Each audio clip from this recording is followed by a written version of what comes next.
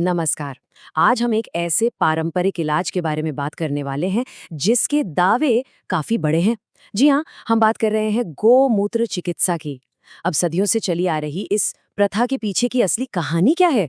तो चलिए आज इसी को समझने की कोशिश करते हैं, परंपरा और विज्ञान दोनों ही नजरियों से। तो शुरुआत करते हैं एक बहुत ही चौंकाने वाले दावे से। हमारे एक स्रोत में लिखा है, ये गैंग्रीन तो ठीक होते हुए दिखाई दे रहा है। सोचिए, गैंग्रीन जैसी गंभीर बीमारी के लिए ऐसा दावा। ये सच में एक बहुत बड़ी बात है, और बस इसी दावे ने हमें इस विषय की गहराई में जाने के लिए मजबूर कर दिया। अच्छा, इन दावों को ठीक से समझने के लिए पहले ये जानना जरूरी है कि हम किस समस्या की बात कर रहे हैं। तो आखिर ये गैंग्रीन होता क्या है और शरीर पर इसका क्या असर पड़ता है?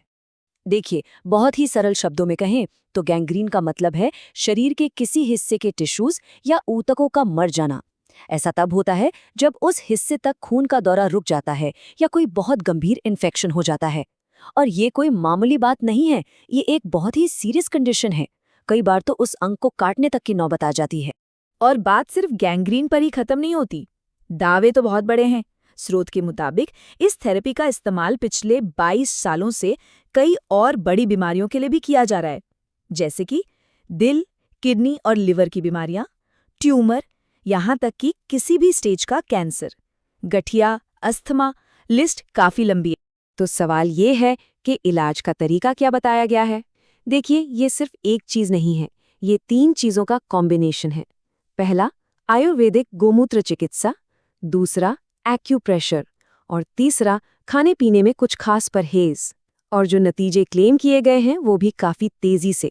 सिर्फ 12 दिनों में सूजन में कमी और सुधार दिखने का दावा है, और 25 दिनों में तो गैंग्रीन और भी ठीक होने लगता है। ये दावे वाकई में बहुत बड़े हैं।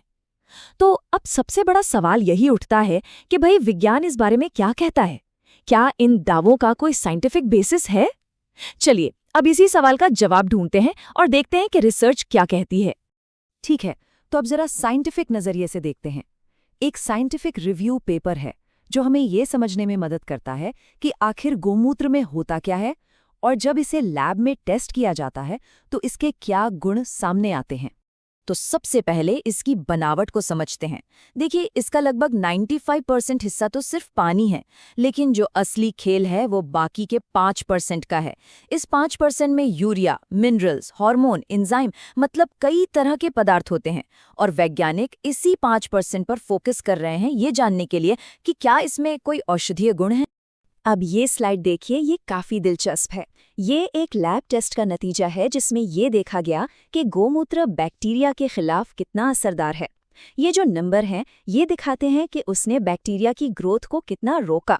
तो आप देख सकते हैं कि ताज़े गोमूत्र ने असर तो दिखाया, लेकिन हमें ये भी मानना होगा कि ओफ्लॉक्सासिन, जो एक स्टैंडर्ड एंटीबायोटिक है, वो ज्यादातर मामलों में इससे ज्यादा असरदार साबित हुई। तो ठीक है, अगर इसमें बैक्टीरिया से लड़ने की कुछ क्षमता है, तो सवाल ये है कि ये काम कैसे करता है, मतलब इसका मैकेनिज्म क्या है। वैज्ञानिक इस पर 2 खास थ्योरीज की ओर इशारा करते हैं। एक बहुत ही जरूरी कॉन्सेप्ट है बायो एनहांसर का। इसे आप एक तरह का बूस्टर समझ सकते हैं, मतलब एक ऐसा एजेंट जो खुद शायद मेन दवा न हो, पर जब उसे किसी दूसरी दवा के साथ लिया जाए तो वो उस दवा का असर और उसका एब्जॉर्प्शन, मतलब शरीर में सोखने की क्षमता को बढ़ा देता है। आयुर्वेद में इसे योगवाही कहते हैं।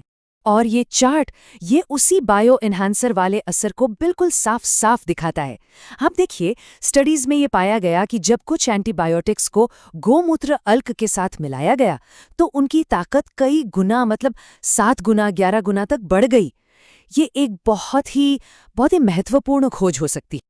चलिए, अब इन सारी बातों को एक साथ रखकर पूरी तस्वीर को समझने की कोशिश करते हैं। एक तरफ है पारंपरिक दावे और दूसरी तरफ है वैज्ञानिक तथ्य। तो दोनों मिलकर हमें क्या बताते हैं? तो देखिए, हमारे सामने 2 अलग अलग पहलू हैं। एक तरफ है परंपरा, जहां सदियों से इसका इस्तेमाल हो रहा है और लोग इसकी असरदार होने में विश्वास रखते हैं। और दूसरी तरफ है विज्ञान, जो लैब में ये तो दिखा रहा है कि इसमें रोगाणुओं से लड़ने के गुण हैं, ये दूसरी दवाओं का असर बढ़ा सकता है। लेकिन वैज्ञानिक ये भी साफ कहते हैं कि ये सब लैब के नतीजे हैं। इन्हें इंसानों पर साबित करने के लिए अभी और बड़े और पुख्ता अध्ययन की जरूरत है। प्रैक्टिशनर के स्रोत से एक और दिलचस्प बात सामने आती है। वो कहते हैं, डॉक्टर भगवान नहीं होते हैं, सिर्फ जानकार हैं। मतलब इलाज सिर्फ डॉक्टर या दवा की जिम्मेदारी नहीं है, इसमें मरीज का और उसके आसपास के लोगों का सहयोग भी उतना ही जरूरी है। ये एक तरह से साझा जिम्मेदारी की बात है।